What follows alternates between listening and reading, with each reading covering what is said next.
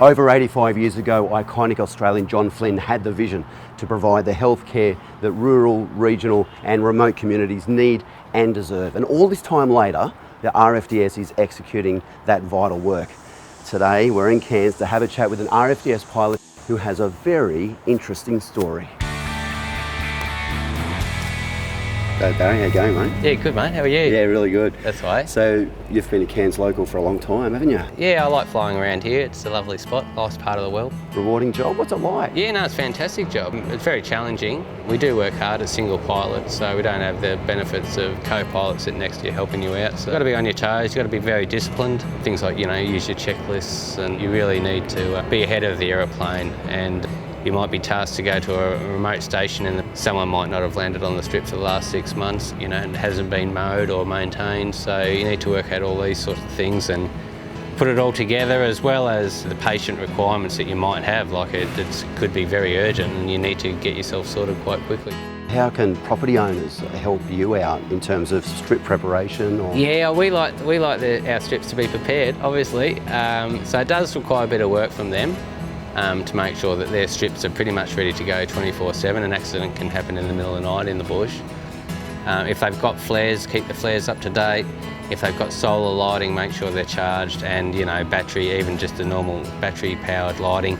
I have called people before and they say, yeah, we've got 4 lights, and they ring you back 10 minutes later and say only 4 work. So make sure that the batteries are changed, regularly. So what would be your advice to pilots flying into Cairns for the first time? Being a control zone, that they should really put in a flight plan, so air traffic control are anticipating them, waiting for them to get here basically. Know where you're going, get up high if you can. Being a mountainous area can make it hard for ATC to pick you up and then clear you into the zones. They need to get you nicely identified before they can sort of let you in.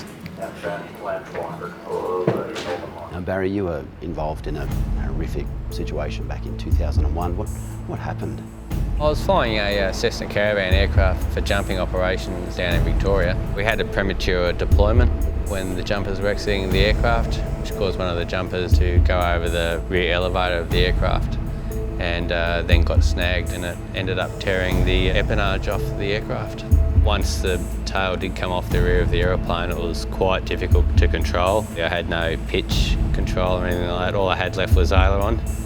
So there's still a couple of jumpers left, so we managed to keep it straight just using aileron, and waited till the last jumper exited the aeroplane, and then I knew it was my turn, but because I was really struggling to control the aeroplane. As soon as I let go, I got flung straight down between the 2 seats because of the G-forces, and the aeroplane started spinning, and I heard the rear door actually slam and slam shut.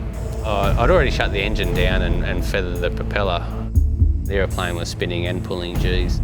So did you think that was it? I mean, how many times did you try to get this door open? Well, I was just fighting with the door pretty much once I'd got to it. I was trying to get it open because it was coming back down and shutting again. I could only lift it a little bit. I managed to get my arm out on the hand on the outside of the door and grab a rail on the outside, and then I could lift myself, and just got a bit more purchase, got it down to the elbow, and then just kept on banging the door, and finally got it to my shoulder where I could just keep banging it enough to get my head out underneath and squeeze out. I opened up about 500 feet.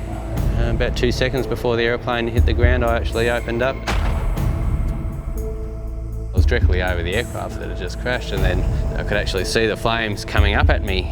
I managed to get out of the way of those, and then I got down safely.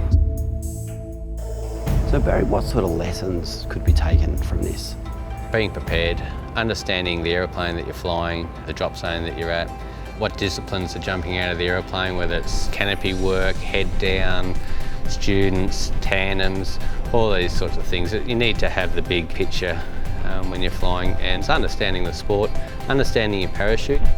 I knew my parachute equipment, I knew how to use it, so I had all these things going for me. Even though I was stuck in a bad situation, just managed just in time to put it all together and get out.